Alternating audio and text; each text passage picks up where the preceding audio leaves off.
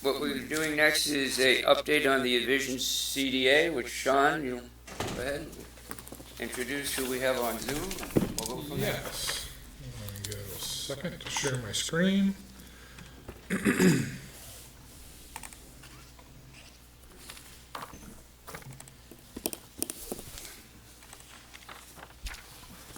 All right. Thank you, everybody, for attending today. I know your time is precious, and I appreciate everyone being here, either in person or virtually. I'd also like to thank the leadership, City Council, Coeur d'Alene 2030, volunteers, the CAC and focus group, our shareholders, and the participants who have given their time to provide feedback.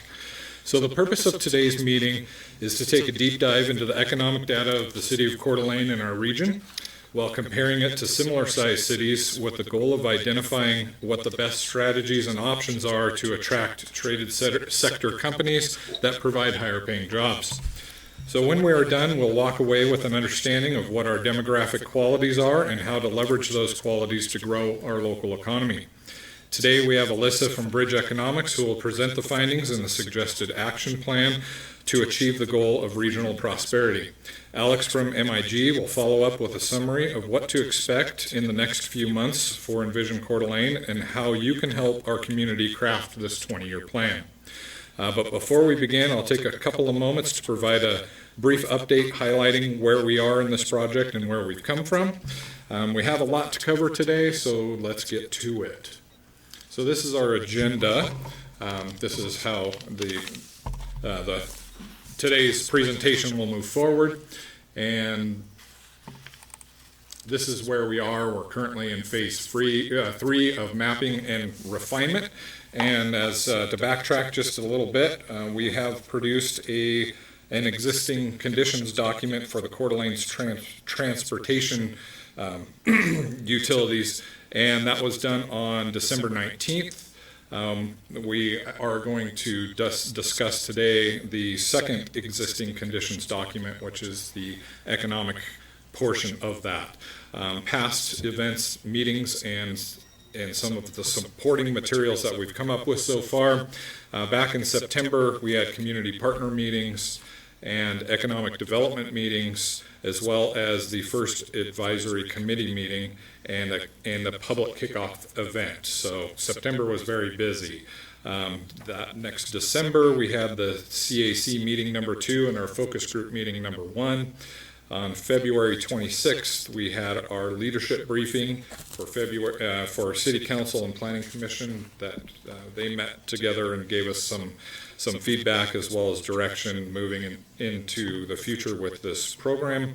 And on March, we had the Community Advisory Committee number 3, and everyone remembers that March kind of threw us a curveball, and we moved online to Zoom meetings.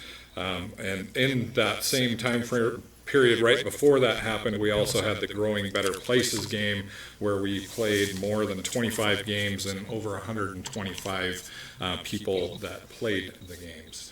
So with that, I would like to turn it over to Alyssa with Bridge Economics, and she can continue this presentation. Thank you. Thanks, Sean. Good afternoon, everyone. Again, I'm Alyssa Pishka with Bridge Economic Development. Let me make sure I can share my screen here. Pull this up.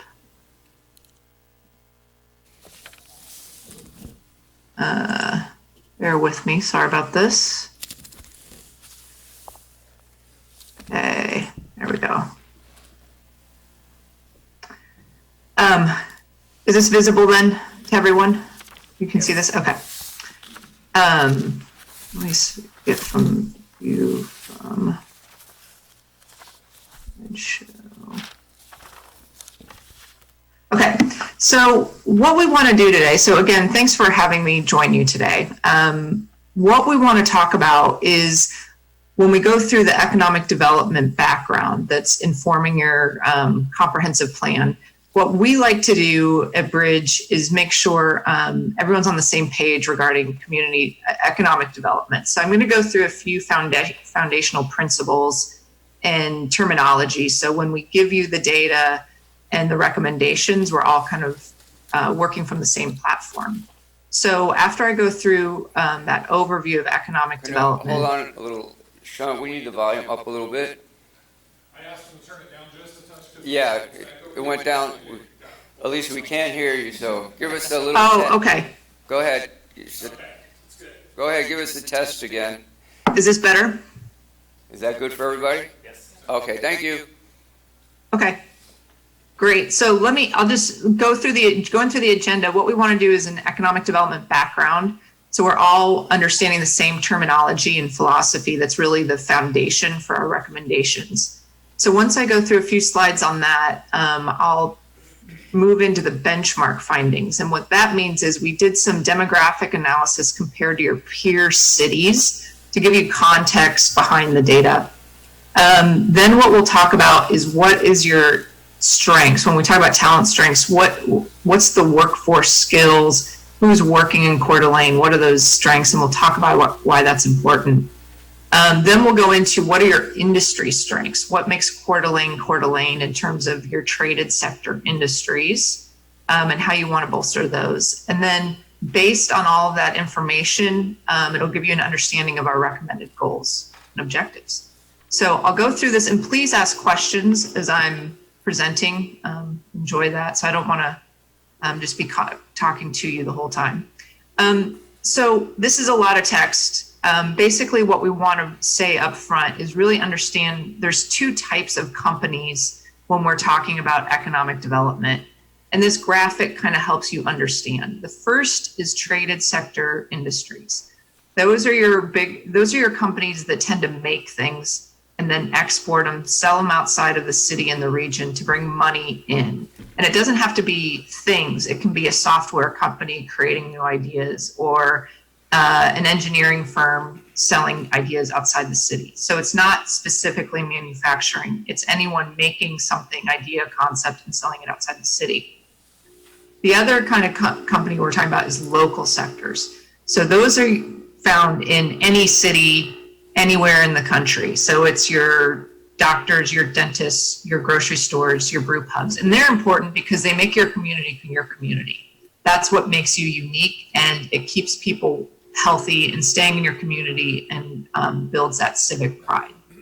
The other reason what's distinguishing these two different types of companies is the wages. So as you can see on this slide, your traded sector wages typically tend to be much higher. They're what we call our family wage jobs. So this is why the kind of the 101 principle of economic development is you focus on traded sector companies, because this is the best use of your tax dollars. It's best governance to be focusing on these higher wage jobs. Plus within traded sector, this is where you get spin-offs and new company growth. So you can grow more companies within traded sector.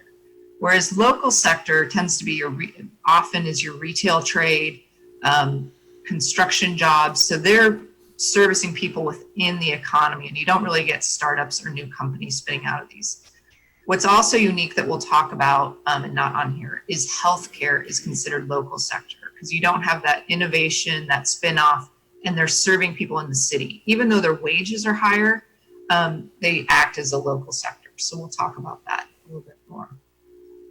And then once you understand what traded sector companies are, they have a cluster. And when we talk about a cluster, so if we want to talk about a software cluster, if you have strength, and we'll talk about this, if you have an industry strength, which is defined by a location quotient, which is a measurement of that strength, and we'll talk about that.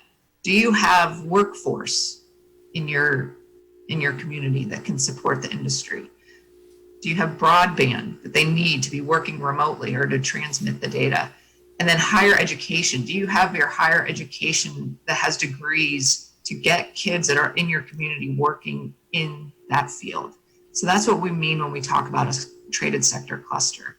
And a city's role is typically, where they can really play an important role is within this bubble, making sure there's appropriate sites. Is there the appropriate infrastructure? That's really a city's unique role. And then collaboratively, they can work in these other areas as well. And so what this slide is really showing is where economic development has shifted. It used to be in the 80s, it was all about cheap land and cheap utilities, right? And companies were moving based on those cheap commodities. Now, what is really driving our economy is a knowledge-based sector. So companies tend to go where the talent goes. So that's why you're seeing significant concentrations in a few cities like Silicon Valley, Boston, Seattle, and so forth. And it keeps turning on itself, Austin. So this talent keeps coming, the jobs keep coming, and it perpetuates. And that's what's driving it. Those are not the cheapest cities in the country, right? I mean, you can look at the Amazon HQ2 crazy process of them looking for a new location. And they chose two of the most expensive cities in the country because of the talent attraction. So that's a very fundamental principle for economic development right now and going forward. The other principle that we want to stress, this is based on US averages, not just Coeur d'Alene.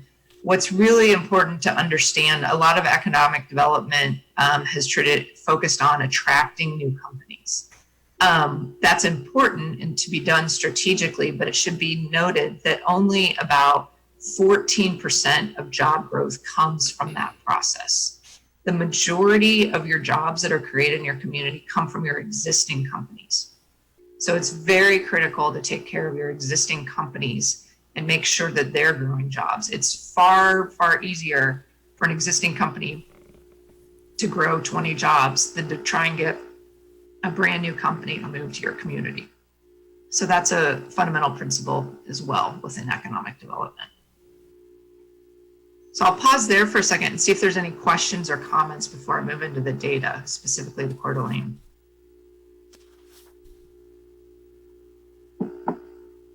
Okay. The first thing we did, as we mentioned, was look at the benchmark findings. And so when we talk about your peer cities, we worked with staff, to really develop who do you guys consider as peers. And so this is based on population. We tend to gravitate to more of those mountain region cities, and similar population mainly was driving that, and similar demographics. And so where did you compare? So this is a quick summary of some of the highlights we wanted to share. The document that we provided has every data point you would want to look at compared to these peer regions. I think we've got about 150 pages of data points. So don't want to go through that, but if someone in the group is really interested, that's all available in our document.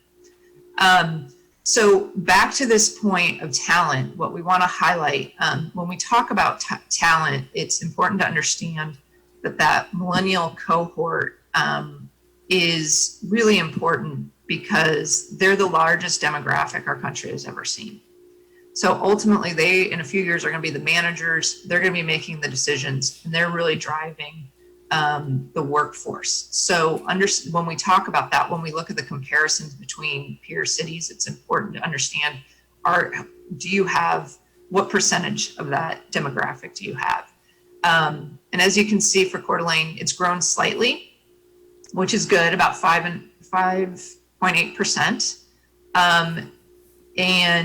But it's a little bit slower than some of your peer regions. So it's important to note. And the other element is Coeur d'Alene is older. I mean, this still looks pretty young compared to the US average, but you're older compared to your peer benchmarks. So we'll show that's important when we talk about our findings of some talent attraction strategies and balancing that out.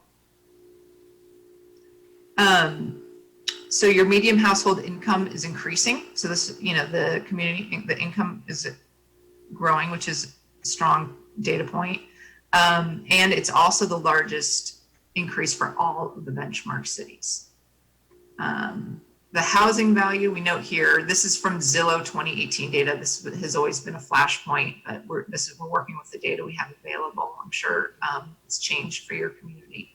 But what's important to note, even though that's high and seems high for you all, again, compared to the benchmark cities, you are still more affordable. And so that, if you were looking at a marketing component, trying to attract talent from your other peer cities, that is a bonus for you. So that it seems like it's high for you, but compared to your peers, it's a bonus. And then the same point on monthly gross. This is from American Community Survey data. And what we like to look at is how much of the city renters or your homeowners are spending on this. So a third, you don't want to be spending more than 30% of your income on housing. So you've got about a third paying 30% more. And then this is typical for all US right now, cities is more, unfortunately, renters are paying a higher percentage of their income on housing. So this is the challenge that we've been facing for several years now, is this high cost of housing, which is being addressed in the comp plan.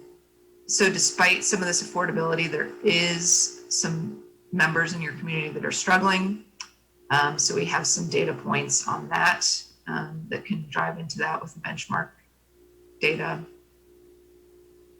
But what's really another healthy element to your community is the growth that you're experiencing, and you're very diversified.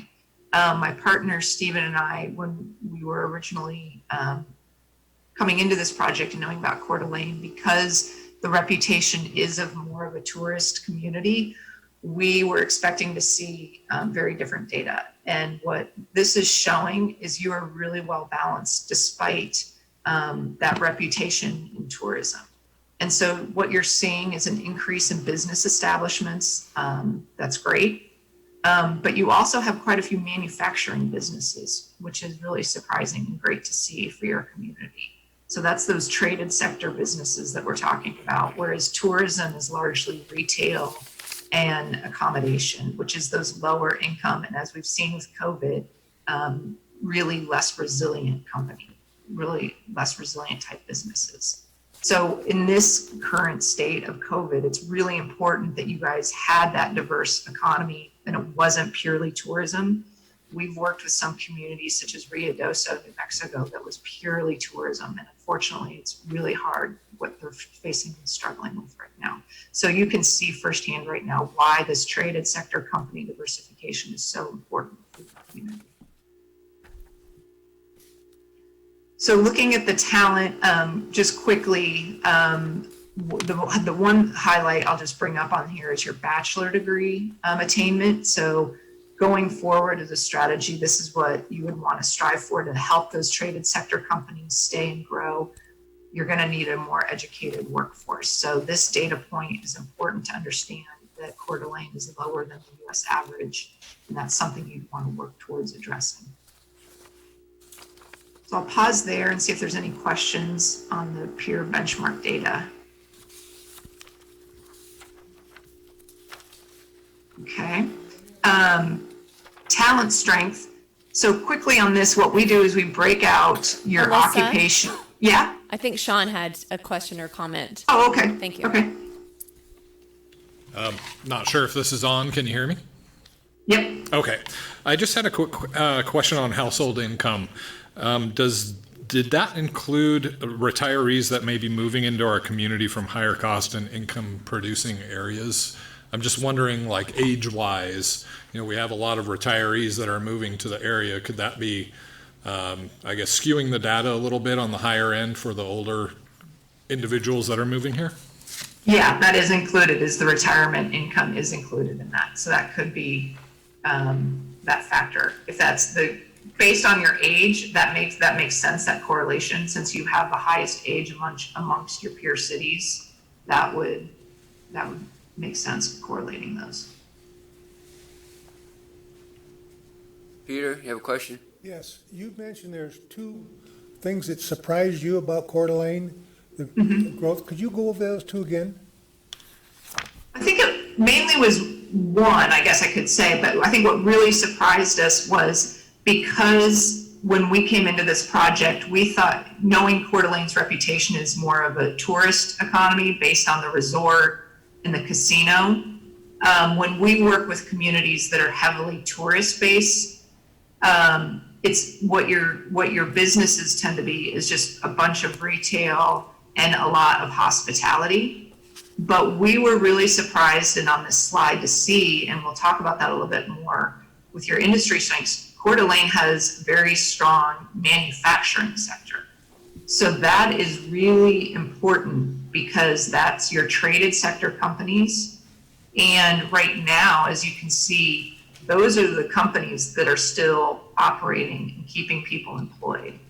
If your economy was purely based on tourism right now, you would be hurting even more so because of all those retail businesses, those restaurants, and those accommodation services. If your whole economy was based purely on tourism, it would be a significant challenge for Coeur d'Alene. So that's why these traded sector companies like manufacturing, software developers, even marketing is really important to have in your community so you become more resilient, so you can balance out those shocks. So you do this nationally, you've done this in a lot of areas. I think that's a great significant piece of information that maybe the council should be aware of in our community. You know, because if it surprises you, I'm sure it will surprise a lot of us. And I think it's an important point. Well, Thank you. You know, the question for you, I mean, you know, I guess it's awkward in Zoom meetings because I can't see you all too well, but how do you view yourselves? I mean, do you think of yourselves as a manufacturing city, or how do you view yourselves? Oh, I don't. You know? I view it as a retirement city and the resort and so forth. So I just very encouraged at that little bit of information, you know. Well, it's not little, it's very, and I think others might be too. And it's something that maybe you need not to change what we're doing, our direction we're going, but just acknowledge that we are more than just recreation area. Yeah, absolutely. When we mention manufacturing establishments, are they from very small manufacturing establishments to large?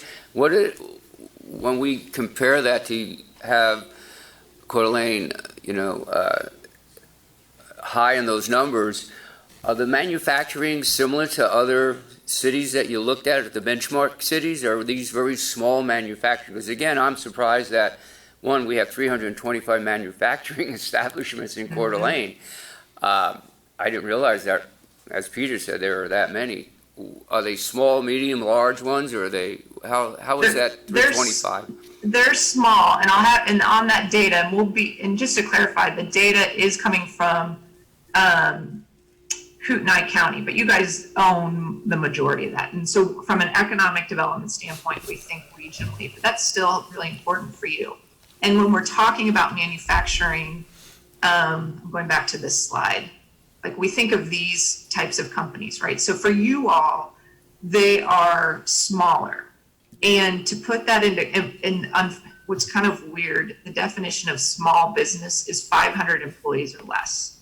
Mm-hmm. So typically these are about 100 to 200, right? But the good thing for you all is a lot of these size companies, they don't need big footprints. Like typically they're on a 5 to 8 acre site. That's not, we're not talking 20, 50 acre sites. These are smaller sites, and that accommodates about a 40,000 square foot building. So for you all to continue growing this, it's an appropriate scale for Coeur d'Alene, which is really encouraging.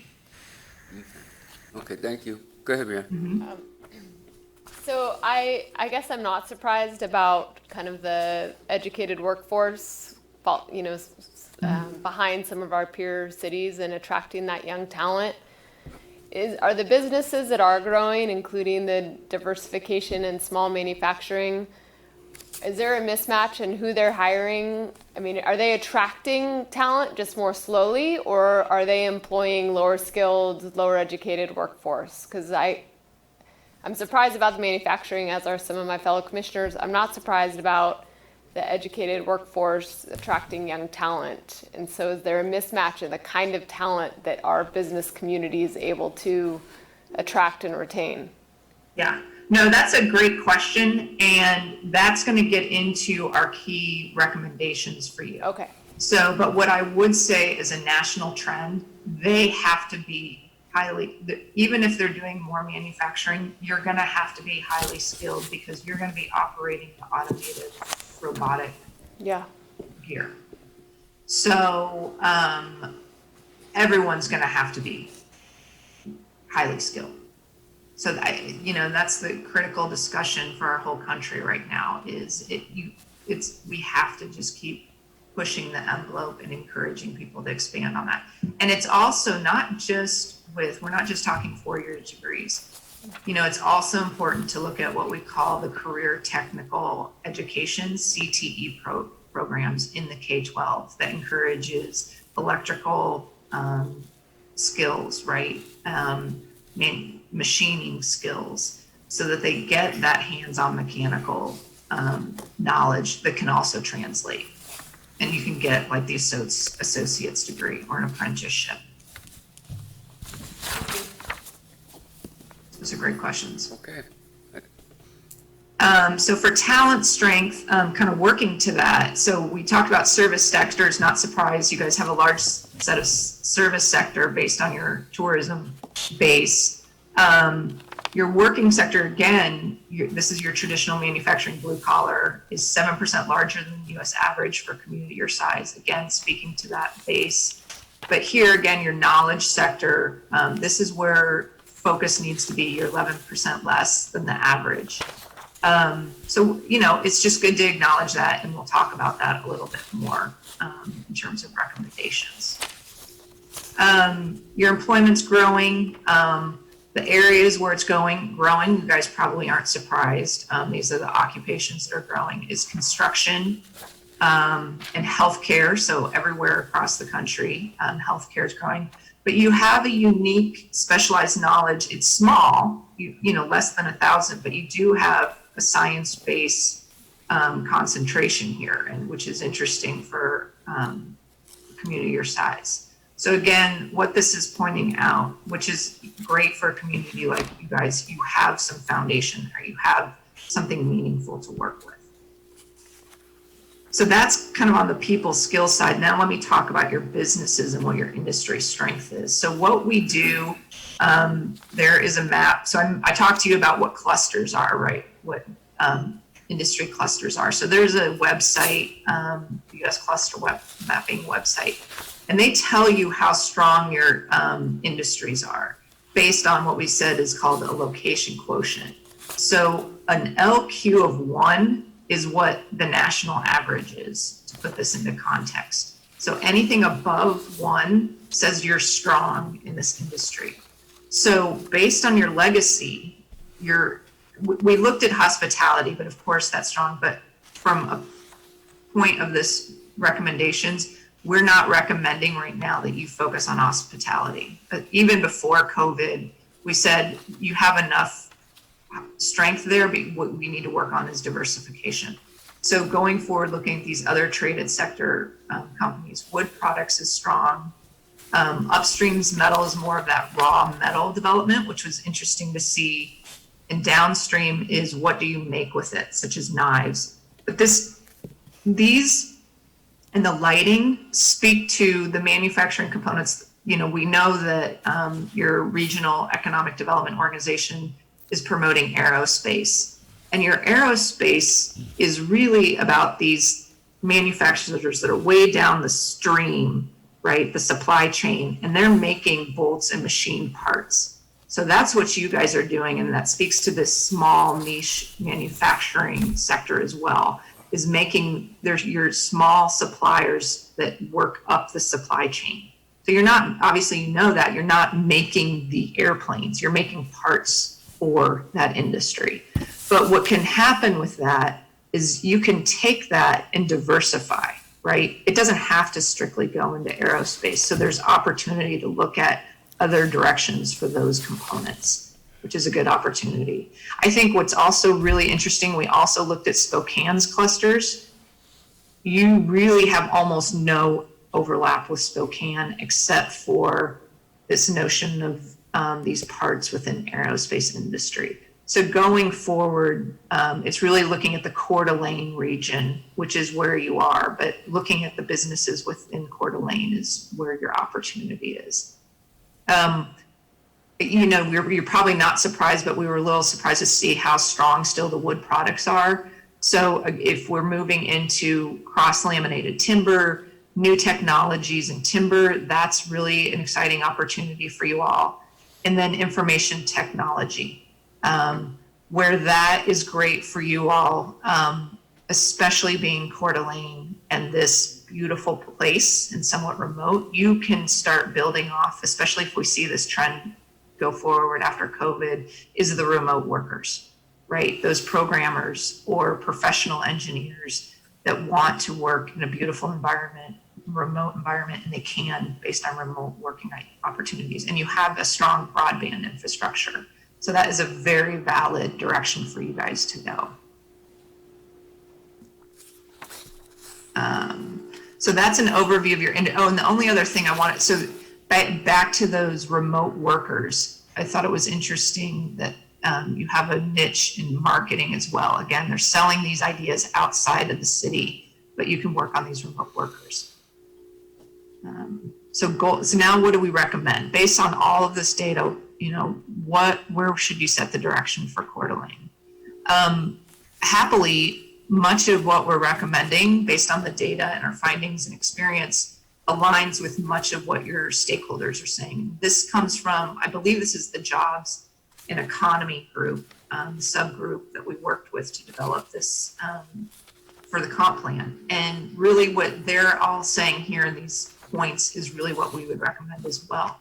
I think this comment, don't focus too much on business.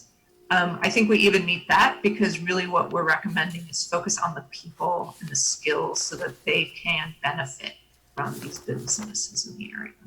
But we're really looking at a year-round economy, living wage jobs, and those traded sector industries. So the first goal that we recommend, based on that pie chart I showed you, is really focus on your existing businesses. So what that means, getting to your question, I don't know who that was, I'm sorry, the Female Planning Commission questioner, you are asking about the talent skills, of the workforce skills of those manufacturing companies. What's really important is to go forward and sit down and meet with those companies. And typically cities don't always do that. I worked in Vancouver, Washington, and it's a new step for city staff.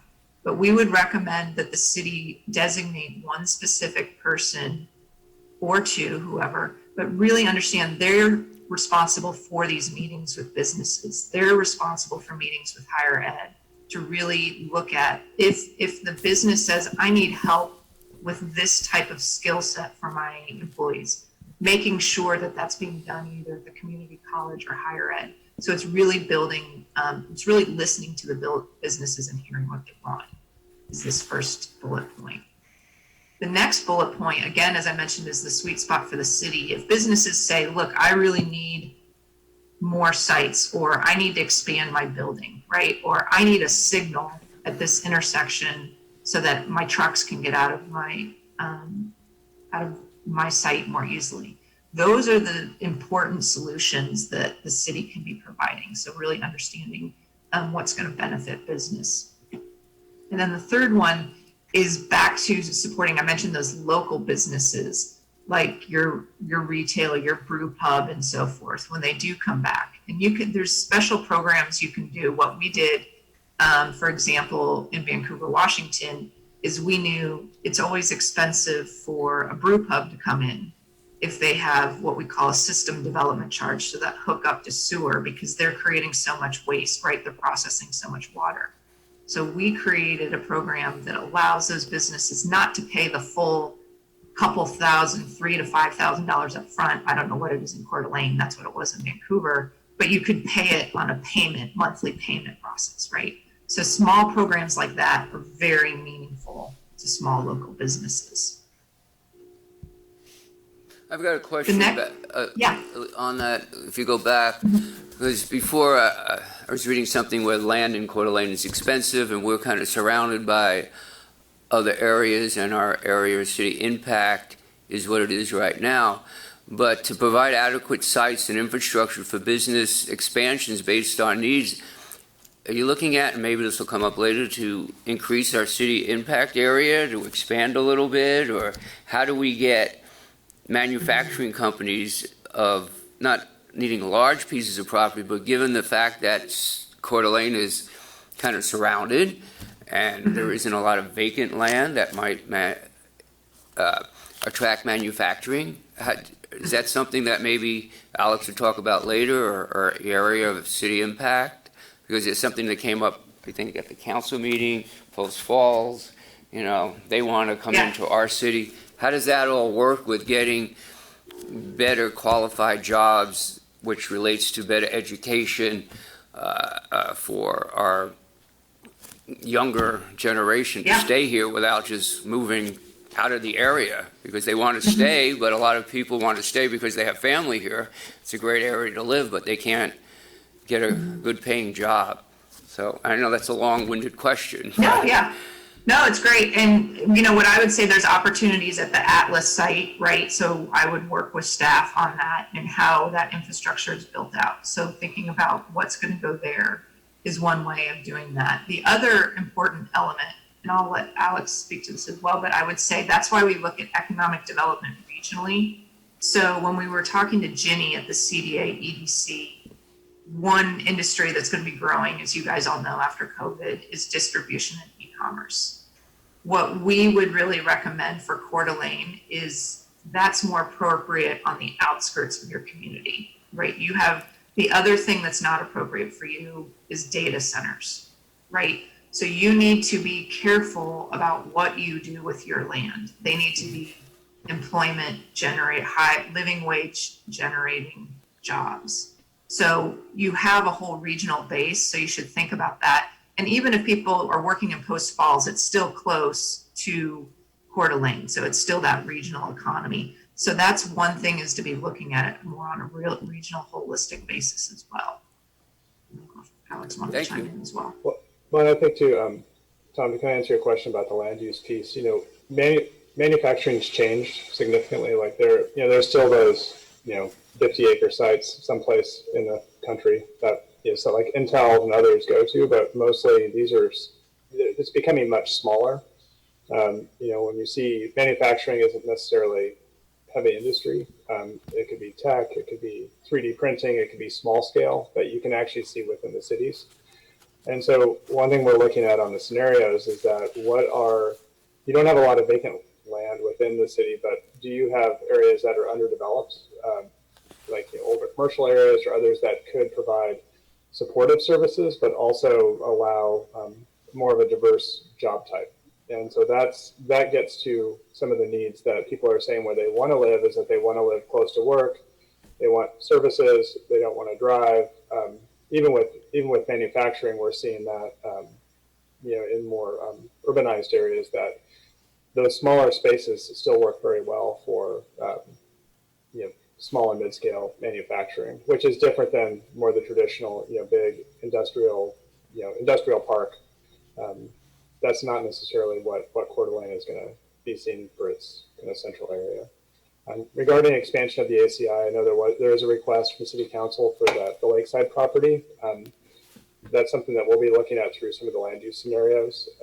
But essentially, I think from the city standpoint, there is redevelopable property that could actually pencil for some kind of future development in areas that supports what Alyssa is talking about. But we'll get more into that this summer as we step into those pieces.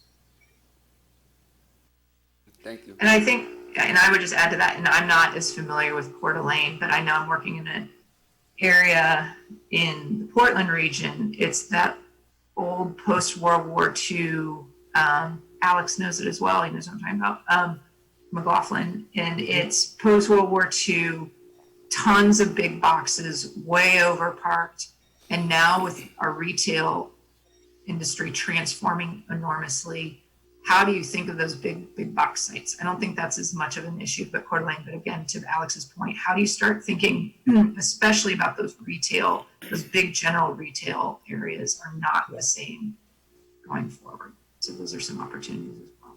Yeah, smaller makerspace is hot. I mean, 2,000, 5,000 square feet. We're seeing big warehouses or old industrial kind of scale development actually being broken up and leased for makerspaces. And Coeur d'Alene is, I think, kind of ripe for that, given some of the demographics and some of the job kind of markets that Alyssa is talking about. And that's actually really kind of easy to do as long as your zoning is in place to allow those types of uses. Great questions. Yeah. So the next goal is really getting to that point of that question of what are we going to do for the talent? So what we really stress is really you've got to start, especially the high school, even middle school. All the data is showing if you can get the kids interested in a career path, right? That helps them, one, definitely graduate from high school, but then move forward either with an associate's, apprentice, or 4-year degree program. And so that's where I mentioned the career technical education programs.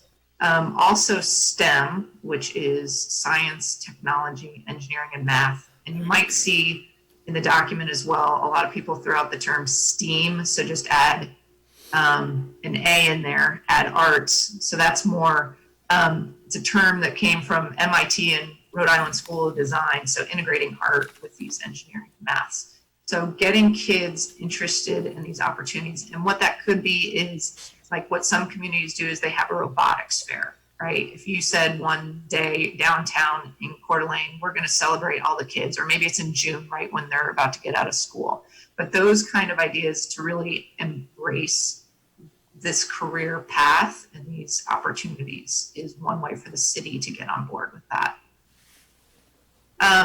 Next is really, when I mentioned that key staff person is bringing, and you guys have this, we met with your community college and University of Idaho staff. You have a good collaboration already there, which is great, but it's bringing those people to the table with business, which they're doing, but taking that further and say, what skills do we need? What do we need to be working on? So you have a clear path within your industry clusters to make sure your businesses have the skills they need.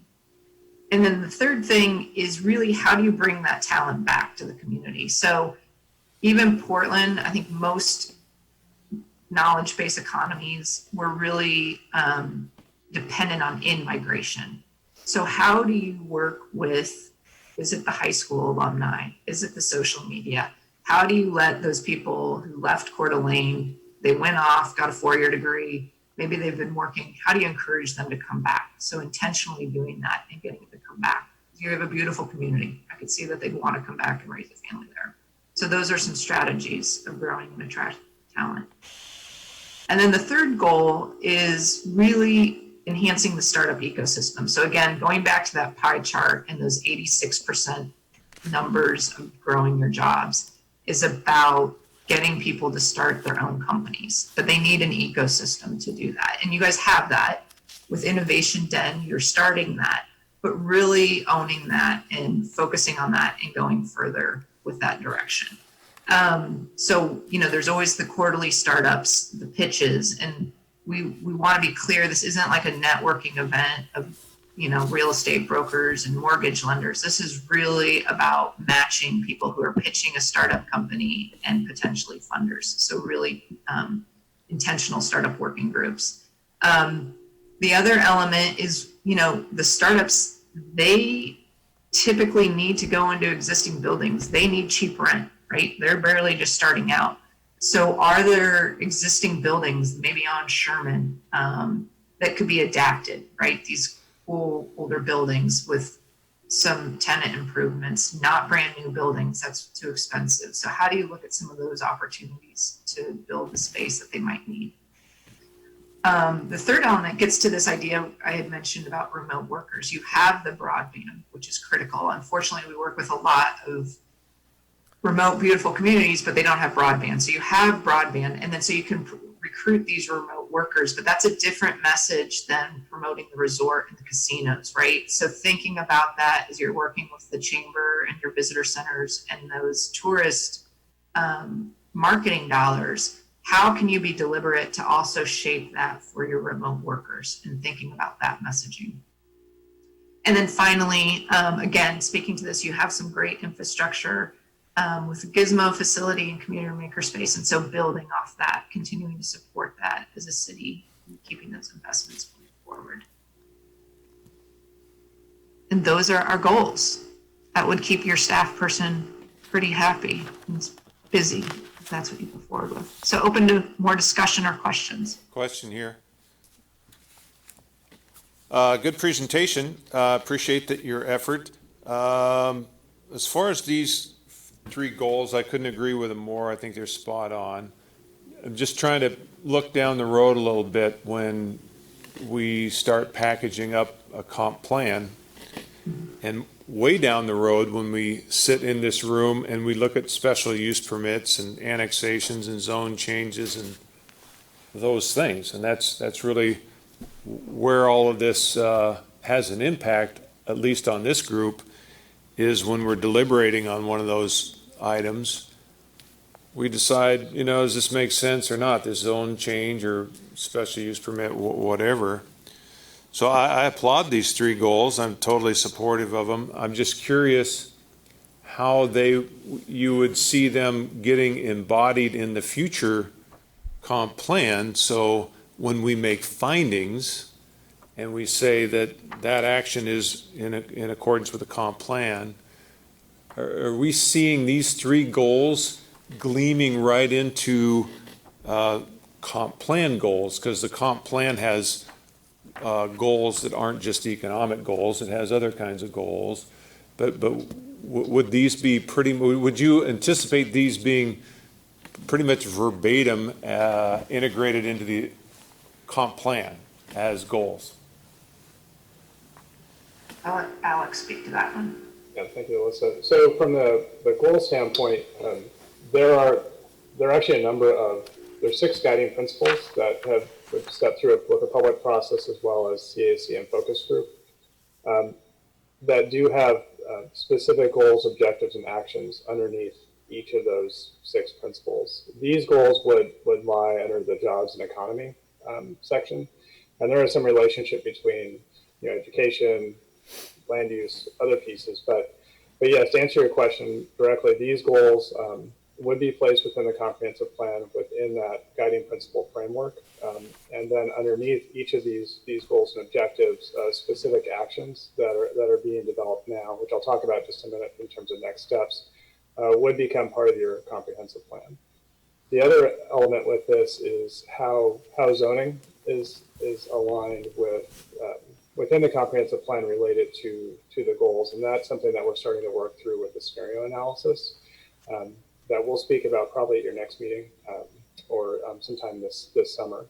But it's really to be able to tie to make sure that the goals, objectives, and actions have some ability to be implemented through specific land use actions as you have development come in. You want to make sure that you're achieving the highest and best use, but also meeting some of these other pieces that actually expand your economics and market within the city of Coeur d'Alene, and more broadly, even the region. John, I think that when we develop, in our participation developing the comp plan, we should keep these in mind in some fashion. These might be more specific than we will have in the comp plan, but generally, we want to do something about attracting talent. We want to do a lot of that.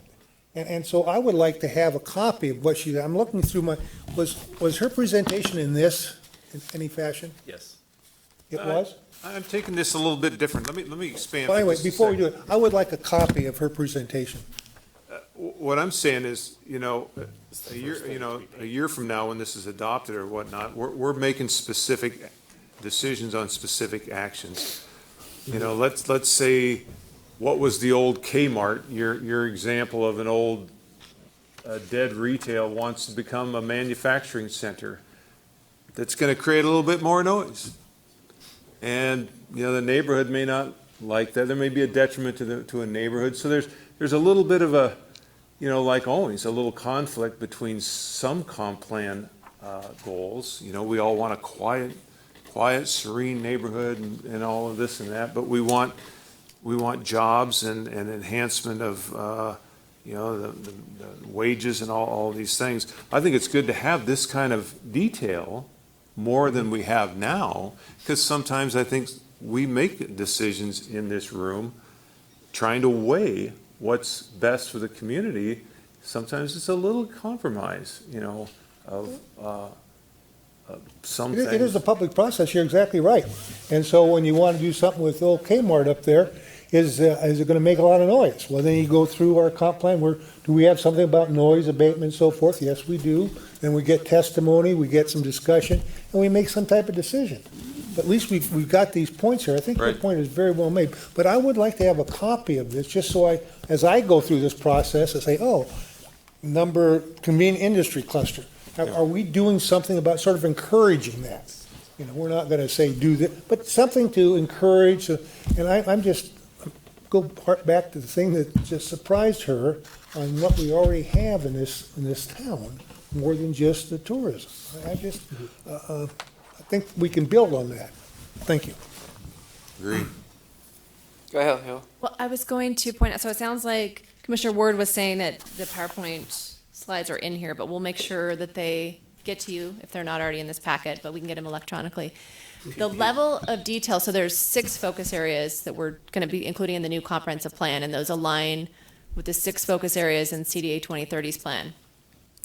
We're going to have the goals and objectives like we have in our current comprehensive plan, but we're adding action items. There's going to be an implementation plan component that'll align well with CDA 2030. And so you will see more specificity in this comprehensive plan update than previous years because there will be 3 tiers. So we're still working on how exactly that will be organized, but you will see more details. And then some of the things you're talking about might be in the land use and development side versus in jobs and economy, but it'll relate. So there's going to be a lot of overlap because some of the things are under multiple areas, like Alyssa was saying, like some of them are related to education and learning, even though it's also jobs and economy. So you'll get to look at that detail soon. We're working on a survey that'll have a lot of the goals and actions for you to review. So if I understand this right, what we're doing here is it's a kind of a where we are right now situation with the goals that were presented. It's not saying, all right, this is exactly what's going in the comp plan.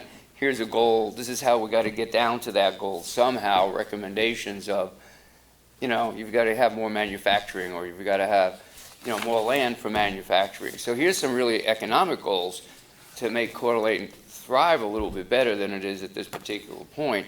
And again, we'll be addressing a lot of these issues, I believe, down the road.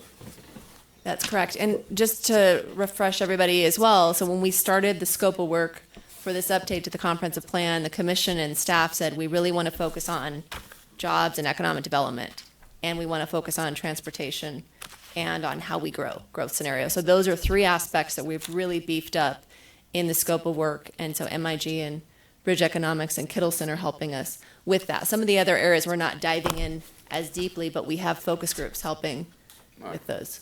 Because if we don't have the economic base to keep people here, this is my understanding of it, and they're going to go somewhere else to live because they can't afford what housing prices are here because we don't have that economic base to keep them here, whether they come back from a 4-year college because they want to stay here with their family that's been here, but they can't, and they have a great education, but we're not providing that economic base for them to stay here. So I understand what we're getting at here is we don't have the economics first.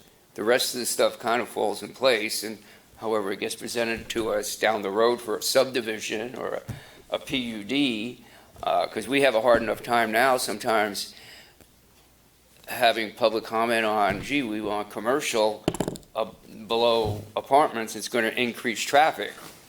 So if we don't have the economic base to have it, which is going to increase traffic, because you're going to have more jobs, and that's what we want for Coeur d'Alene, for our people to stay here and not, come back and visit and leave because they can't. So I kind of get in the picture of what these first 3 goals are. Yeah, Go ahead, Peter. I'll also bring this up with a little trepidation because we're doing Coeur d'Alene. Coeur d'Alene is great. But I had to look up what the heck was Boise City. I didn't know what Boise City was. Well, it's regional, as I understand it. It's 3 cities. So as we go down, we may be thinking we're trying to set goals for the city, but it's also, I think, to a degree regional. It might be Coeur d'Alene City. It may include Post Falls, Hayden Lake, 'cause things that we do here will affect them. Things that they do there, other places will affect us. So it's more than just Coeur d'Alene. So I think recognize that in some fashion, because what we do good in Coeur d'Alene affects our surrounding area and vice versa. Well, you talk about Boise State. I mean, when you have a four-year college in a town, it changes the demographics of a town dramatically because they have four-year college students, more programs. We're doing great with NIC, in partnership with U of I, and some of the other ones, So I think education and the workforce education we started here many years ago for trades, and I grew up in the trade area where, college was important, but, you went to carpentry school or electrician school, and that's what we're trying to start here as well, because Coeur d'Alene is kind of defined a little bit like that. We don't have a four-year college. It would be great if we did, but we have a lot of other higher education areas around here that, as it was presented, to have a better partnership with those types of education, because that's what's going to keep people here, basically. So, Sean, go. I just want to make sure everybody had their questions answered. Is there any more questions? I just wanted to point out too that our current comprehensive plan is very government-centric. It's very city-based. What are we going to do for utilities, and what are we kind of along the lines of what you guys make your decisions on. Where this one is headed, and where the idea is how can we use the partnerships that are growing right now to further our city in ways beyond just the city, because we don't have the people power to do all of these things. And so that's where Coeur d'Alene 2030 comes in, because they can leverage those. They understand those partnerships. They've already opened those doors. And so how can we build this together in our plan and use that to leverage jobs and leverage our educational systems and things like that, so that they build upon one another, rather than just saying, okay, this guy wants to put in a brewery. Are we going to allow the zone change or not? And so it does take that further step.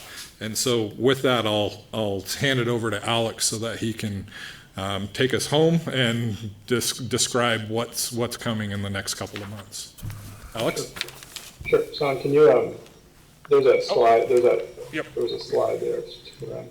First of all, thank you. This is a great conversation. And one thing I want to just kind of remind folks is that back in early 2020, we did do a survey where we had over 300 responses. I know Planning Commission, City Council, and others responded, where we did start to look at the guiding principles, goals, and objectives for many, and as well as the vision statement for many of these topic areas that we're looking at. So we've already started on the road to start thinking about some of these more broad issues.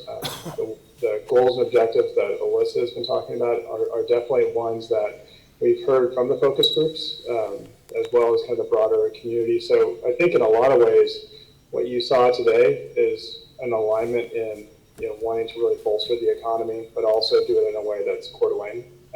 And that's something I think we heard from the Planning Commission as well as the public on the previous survey.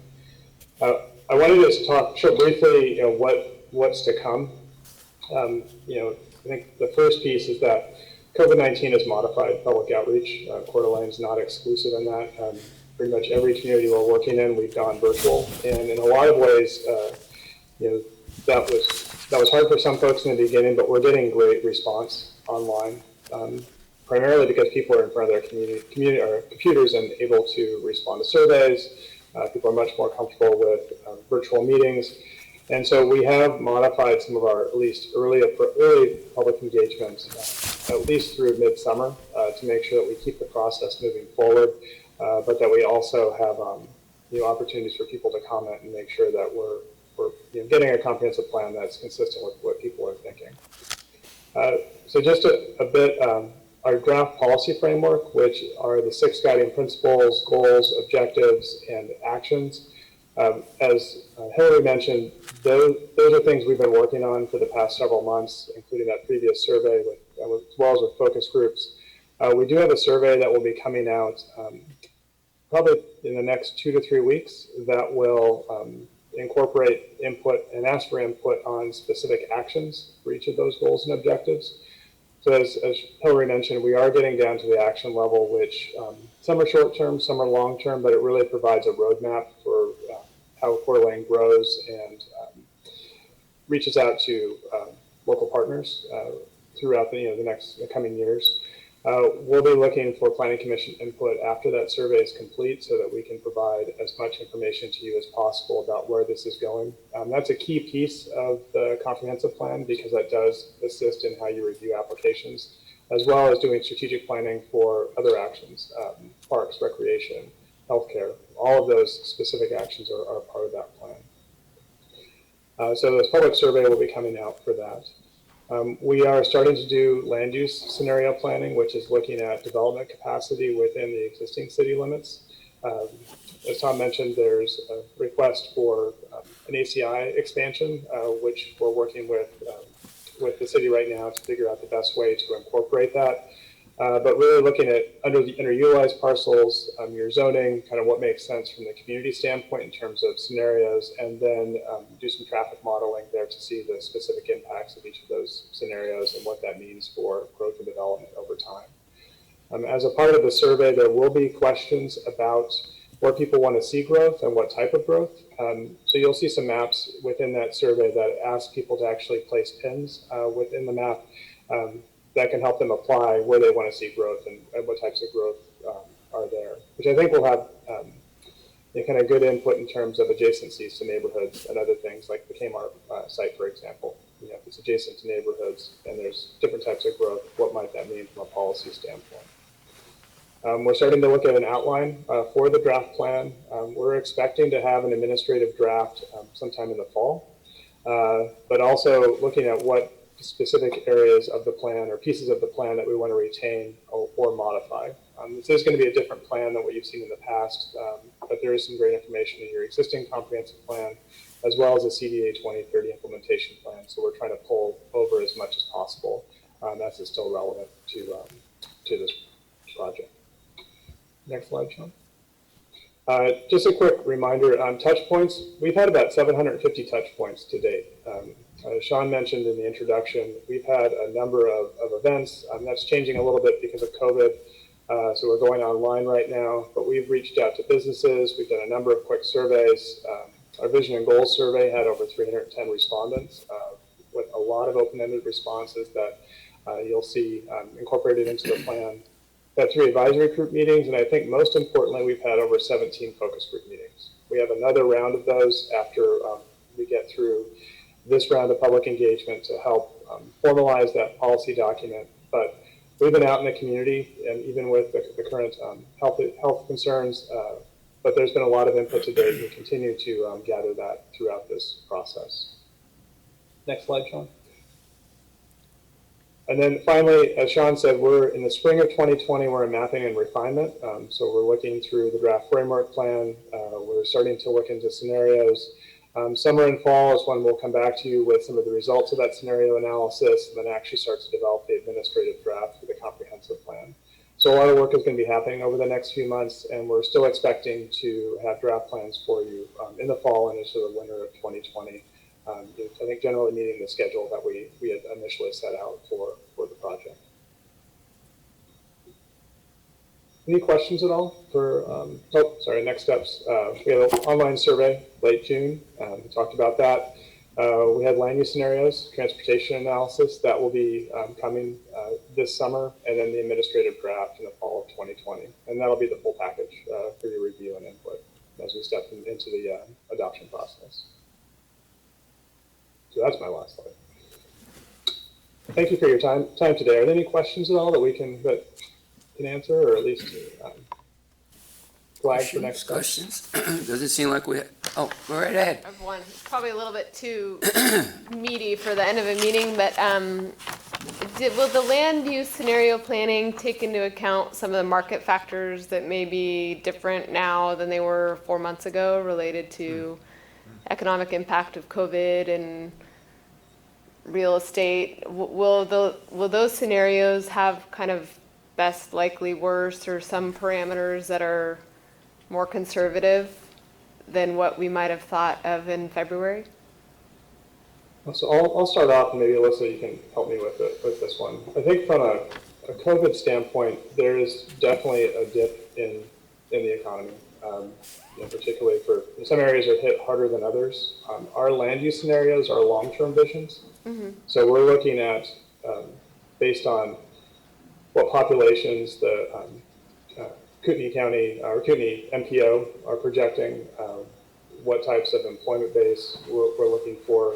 We're really looking at more long-term scenarios. So while this is a significant blip, if we look over a 10 or 15 year period, we don't, at least from the scenario standpoint, we don't expect that we would need to change some of those assumptions. We're really looking at what's developable now or redevelopable, how you would apply specific land use types that the community have told us are important, but that also support the economics that Alyssa has talked about, kind of that market demand. But it's really more of a long-term consideration as opposed to what's going to happen, say in the next year or so. Alyssa, is that fair? Yeah, and I would say much of our economic development recommendations were almost, but I don't want to sound like I'm fortune teller, but we were really kind of taking almost a reaction to COVID approach. Like I mentioned, we saw you were heavy in hospitality and tourism and recreation. And so the whole plan is to pivot away from that and make you more resilient otherwise. So I think it actually aligns well with what's happened with COVID from an economic development recommendation. And again, ours are, they're not immediate solutions, similar to what Alex was saying. This is going to take you many, many years, to foster those relationships, foster these clusters. So it's more of a long-term resilience plan that does appropriately respond to COVID. Okay, thank you. I've got a question. Do you see also that cities, besides Coeur d'Alene, are giving more incentives, or we might have to look at how do we attract more businesses here? I know we have agencies here to attract businesses, but more incentives to attract, tax breaks, development standards, permit processes. What's your take on some of that? I'm not a big advocate of incentives. If you want to look at the headlines again, Amazon ended up going to New York even when they pulled all their incentives. So I think for you all, it's back to that marketing of remote workers. I think it's being very smart about marketing what you have. And those remote, if you wanted to, one incentive program you could try out is Tulsa Remote. Like they're giving $10,000 to people to live in Tulsa and move to Tulsa for 5 years. So that's kind of a spin on that. So you could try that, but I would not, you guys have so many other assets. I would not heavily do that. And even, and I'm not sure what the state of Idaho does, but even in Portland, when we were, and I worked at our regional, similar to Ginny's organization, my job was to recruit companies from the Bay Area, basically is where our sweet spot was. The biggest incentive we would give is like a couple $100,000 to a major company. It was more like a hug. It's just, what they really want is talent, right? So if you can, and you have a great place, and so if you can build up that story, that's more critical than that. If you don't have the talent, they're not even going to look at you. You could look at Wyoming. They'll give you a building for free. I've worked in Casper, Wyoming, but they're not booming. So I would focus on the fundamentals over incentives. Okay. Thank you. Any other questions? Sean? All right. Well, thank you everybody so much for your time. I hope this was informative, and I hope you have a deeper understanding of what Coeur d'Alene is from an economic standpoint. We will get you that copy. I believe a lot of that information is in there, but it's a 217-page document, so it's lengthy. Is there anything else I can help with? And I'll turn it back over to Hillary to close the meeting. Mr. Chairman and Commissioner, I just wanted to thank Sean for all of his efforts leading this project. You're doing a fantastic job. And Nicole, for all your efforts that you're being directly involved and then also engaging CDA 2030 board and committee members. And then, of course, Alex and Alyssa and then the Kittleson group. You guys are doing a great job. So thank you. We're excited to keep this project moving forward with more commissioner input to come. And I want to add to that. I want to thank Nicole and Sean and Alicia and Alex. It's been 6 months. It's been longer. We're halfway there. I mean, and we only see this when we have meetings. So you think like, gee, nothing's happening. But it's behind the scenes, really, that you guys, I don't know how many hours or days you put together to do all this to get it to just today. So I personally appreciate really the hard work that you guys are doing, and we'll see when it all comes to us what we do with it. But Peter? Hillary, you mentioned our comp plan is going to have 3 points in there, 3 items, 3 issues. I hadn't heard that before. If I did, I forgot. What are the 3? So the 3 levels I talked about were the goals and objectives. And then the 3rd level we have not had in a comprehensive plan before, and that's the action items. So that's the specificity. So we're looking at Summary form in some fashion? Yes, so that would be something where it'd be probably at the end, and then it would have references back. So that's going to help us. How do we get there? So those are 5 years, 10 years, 15 years kind of down the road. But that's kind of a critical component. Yeah. We don't have it in the current comprehensive plan, but the state does require it. So it'll be nice to include it, and that's something that we already have in the CDA 2030 plan, but it wasn't directly tied to the comp plan. Of course, that's why we're doing this, is because you through the first comp plan, you realize that everybody realized there were other issues, other more important things that we could add to that, which we wouldn't have done had we not decided to update this, which is, add a person to you guys.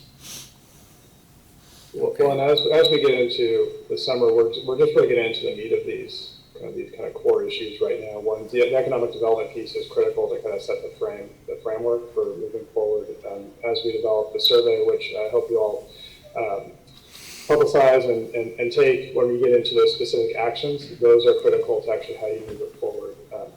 The other elements of land use, there will be more specificity in land use to provide your guidance, for you to provide guidance to upcoming development. And so I think a lot of the meat of the project you're going to be seeing over the next few months and be able to start seeing it in a more integrated fashion. You're correct, Tom, that we've been a little quiet for the past couple months after our March focus group and CAC meetings, but we're going to be coming back in and basically using all of that input in these more refined products as it comes into the draft comprehensive plan. Right. So lots more work. All right. Okay. Well, if nothing else, I thank you again, and we'll let you get back to the rest of your day. Appreciate it. Thank you. Thank you. Thank you.